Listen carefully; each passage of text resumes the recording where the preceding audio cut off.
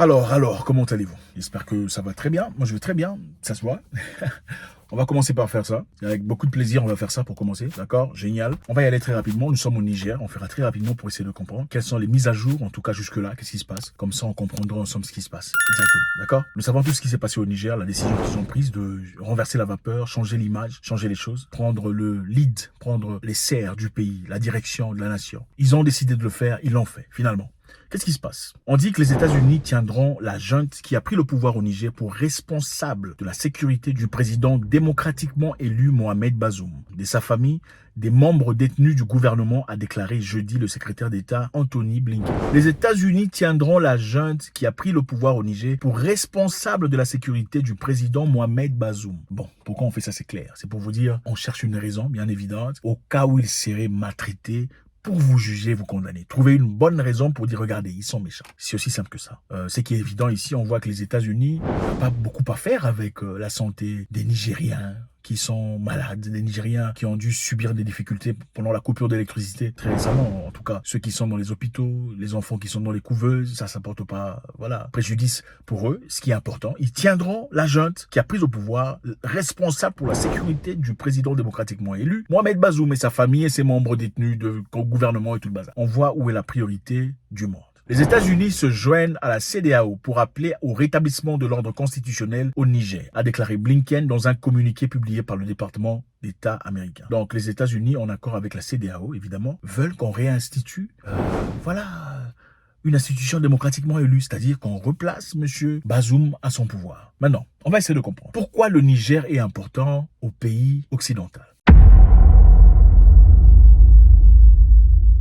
Il est le plus grand pays de l'Afrique de l'Ouest. C'est un grand pays, donc à travers le Niger, on peut évidemment accéder à beaucoup de choses, et c'est aussi simple que ça. Politiquement, il avait été considéré comme un exemple de stabilité démocratique relative ces dernières années, alors que ses voisins, le Mali et le Burkina Faso, avaient déjà succombé à des coups d'État militaires. Pour eux, le Niger est un exemple parce qu'il y avait une forme de stabilité démocratique au cours de ces dernières années, contrairement au Mali et au Burkina Faso. Évidemment, nous savons ce qu'ils appellent la démocratie. La démocratie en leur terme, en tout cas au terme occidental, c'est-à-dire un pays qui fait exactement ce qu'on lui demande de faire. C'est ça la démocratie. Peu importe ce que vous faites à votre population locale, qui souffre, vivent dans le noir, dans les difficultés, dans la faim, ça importe peu, du moment que nous pouvons venir et prendre ce qu'on veut prendre, du moment que nos entreprises sont ravies des échanges, du moment qu'on peut piller, on peut voler. Vous êtes démocratique, c'est pas grave. Mais à partir du moment où vous vous levez contre ce qui se passe à l'extérieur, à partir du moment où vous travaillez pour votre population, vous n'êtes plus démocratique. On dit contrairement à ses voisins, le Mali et le Burkina Faso, le Niger est démocratique. Alors qu'est-ce que le Mali et le Burkina Faso ont à voir dans cette histoire ? Le Mali et le Burkina Faso en commun ont renversé le pouvoir. D'accord? Pourquoi? Évidemment, parce que ces populations avaient remarqué que les gens qui dirigeaient le pays ne travaillaient pas pour les intérêts du peuple. Au lieu de pousser dur pour combattre le terrorisme, ils étaient apparemment là pour les intérêts des étrangers. Alors pour cela, ils ont dit « Niet, nous ne pouvons plus continuer dans ces conditions, nous allons prendre la direction de notre pays ». Et voilà principalement les raisons pour lesquelles les Burkinabés et les Maliens se sont levés, chacun de son côté, pour prendre la direction de leur pays et de leur destinée. Encore une fois, ici on comprend. La raison pour laquelle on est démocratique, selon l'Occident, c'est quand vous faites ce qu'il désire que vous fassiez, sans poser de questions. À partir du moment où vous faites autre chose, vous n'êtes plus démocratique. Tout change complètement. Pourquoi le pays est important au pays de l'Ouest? Pourquoi le Niger est important stratégiquement? Le Niger abrite des bases militaires françaises et américaines, est considéré comme un partenaire clé dans la lutte contre les insurgés islamistes. Évidemment, le Niger abrite des bases militaires français et américains. Donc ces bases, évidemment, la base française a plus ou moins 1500 militaires français, pendant que la base américaine aurait 1000 militaires américains. Ces gens sont là, évidemment, ils ont une base, ils vivent dans les conditions les plus appropriées. Un aéroport, c'est clair. Quand on a une base là, c'est pour contrôler, ce n'est pas seulement pour les insurgés islamistes. C'est aussi au cas où on a un petit problème avec l'Ouganda et que ça ne va pas, on peut prendre l'avion, au lieu de partir de New York, on peut décoller de Niamey, partir, bombarder l'Ouganda et rentrer. Je dis pas que c'est ça le plan, mais c'est aussi simple que ça.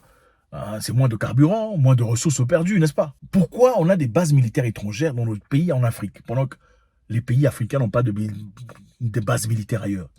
Ça n'a aucun sens logique. Donc pour eux, le Niger est très important parce qu'il y a une base militaire à travers laquelle on peut facilement atteindre ses objectifs en Afrique subsaharienne si on le désire. Ce n'est pas seulement une question d'insurgés islamistes parce que voilà, la question est très simple. Avant la mort de Kadhafi, les insurgés islamistes, ils étaient où? Après Kadhafi, il y a flux d'insurgés islamistes. Vous comprenez un peu d'où vient le problème. Donc on va créer un problème pour finalement venir faire semblant de résoudre le même problème qu'on a créé. C'est complètement incohérent. Donc pour eux, le Niger, avec Mohamed Bazoum, était un partenaire clé dans le combat contre les insurgés islamistes. Mais avec le nouveau gouvernement, ils ne seront pas partenaires. C'est comme si c'est Mohamed Bazoum qui partait combattre. Bon, je ne sais pas. En fait, le département d'État américain décrit le Niger comme un pilier important dans la stabilité du Sahel et un partenaire fiable dans la lutte contre le Al-Qaïda. Donc pour eux, le Niger est un partenaire fiable contre le terrorisme, qui n'avait jamais existé en Afrique avant, vos histoires-là, tout ça. Le Niger est riche en uranium. Très important l'uranium, les amis. Produisant 7% de tous les approvisionnements mondiaux. Le métal radioactif occupe une place importante dans l'économie du pays et l'une des plus grandes artères de la capitale Niamey s'appelle l'avenue de l'uranium. Donc, les Nigérians ont été tellement bénis d'uranium que l'une des plus grandes artères de la capitale Niamey s'appelle l'avenue de l'uranium. Vous voyez les amis, le Créateur vous donne tellement des choses et les gens vous jalousent, les gens vous envient et veulent créer le même, le dawa, les difficultés, les problèmes, les tumultudes dans votre pays pour venir en profiter. Incroyable. Donc la France, on sait, bénéficie de l'uranium du Niger. Depuis le colonialisme, tout le bazar, ils sont partis mais pas vraiment totalement. Évidemment, la France produit son énergie avec 30% de uranium nigérien. Pendant que regardez Paris, Paris la belle, Paris, Paris la belle, la lumière de Paris. Pendant ce temps-là, la lumière de Paris, au Niger, ils sont dans le noir. Les enfants dans les hôpitaux, dans les couveuses, dans les difficultés, tout ça. Mais il faut rien dire. Donc, économiquement parlant, le Niger est riche en uranium et c'est très important pour eux. Cependant, les Nigériens se classent systématiquement parmi ceux qui ont le niveau de vie le plus bas du monde. Complètement inacceptable. La France, l'ancienne puissance coloniale, a été sévère dans sa condamnation de la prise de contrôle militaire. La France a été sévère.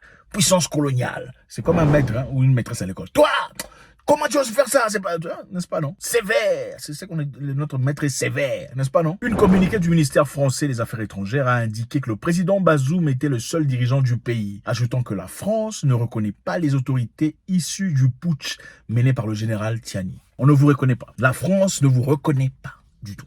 Nous reconnaissons Bazoum. Vous, on ne vous connaît pas. Même si vous avez déjà voté, enfin, placé un premier ministre, non, on ne vous reconnaît pas. On ne vous reconnaît pas.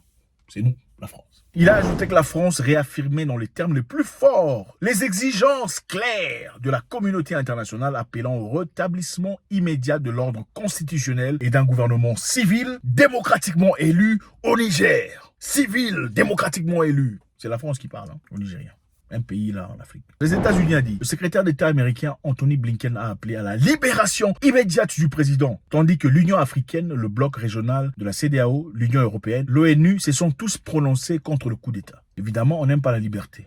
On n'aime pas voir les gens libres. On n'aime pas ça. Ils se sont prononcés contre le coup d'État. La seule voix en faveur a été celle du chef du groupe. Donc pour eux, personne n'a aimé ce coup d'État. Mais on dit aussi ici, la seule voix en faveur a été celle du chef du groupe de mercenaires russes, Wagner. Yevgeny Prigozhin, qui l'aurait décrit comme un triomphe. Donc le chef de Wagner a dit ça, c'est un triomphe. Ce qui s'est passé au Niger, dit-il, n'est rien d'autre que la lutte du peuple nigérien contre ses colonisateurs. Il a déclaré sur Telegram. La lutte du peuple nigérien contre ses colonisateurs. On n'aime pas ça, évidemment, parce que ça vient du chef Prigozhin de Wagner. Mais par contre, j'ai l'impression que beaucoup de pays africains sont contents de voir les Nigériens se lever pour leur destinée. Et apparemment, les Nigériens eux-mêmes sont contents. Regardez dans les rues du Niger. C'est quand même bizarre. Comment vous allez libérer des gens comme ça qui sont contents? Des gens qui sont contents, vous voulez les libérer de quoi? Le Nigeria voulait avancer, envoyer des militaires. Regardez comment les gens au Nigeria sont en train de marcher contre cette intervention. Je vous rappelle qu'au nord du Nigeria, il y a les Fulani. Il y a beaucoup de Fulani au Niger. Ce sont les mêmes peuples qui ont été séparés sur le plan cartographie. Ce sont les mêmes gens. Vous voyez dans beaucoup de pays, vous verrez les mêmes populations ici et là-bas. Ils sont séparés par ce que vous appelez pays aujourd'hui, qui n'existaient pas dans le passé. Ils ne veulent pas aller couler le sang de leurs propres frères. Donc il y a une farouche résistance jusque-là. La Russie a réagi. La Russie ne soutient pas officiellement le coup d'État. C'est intéressant de voir, Prigozhin de Wagner a dit il soutient les Nigériens, Il se libère contre le colonisateur. Mais la Russie officielle dit qu'il ne soutient pas le coup d'État. Il soutient le retour à l'ordre. Les États-Unis qui soutiennent les efforts visant à restaurer les dirigeants déchus Mohamed Bazoum affirment que leur groupe de mercenaires Wagner profite de l'instabilité. Donc d'après eux, Wagner profite de l'instabilité au Niger. Bon, on joue à un jeu là de je t'accuse, tu m'accuses, je t'accuse. Finalement, qui accuse qui? Ce qui est le plus important dans ce cas, s'il y a je t'accuse, tu m'accuses, on demande au peuple lui-même nigérien qu'est-ce que lui il veut. Ok, vous allez regarder dans les rues, vous verrez clairement dans les visages des gens s'ils sont heureux ou pas. Qui peut venir d'ailleurs pour venir vous montrer à vous comment vivre dans votre maison? Qu'est-ce qui est bien pour vous? Nous sommes des enfants ou des bébés ou des quoi?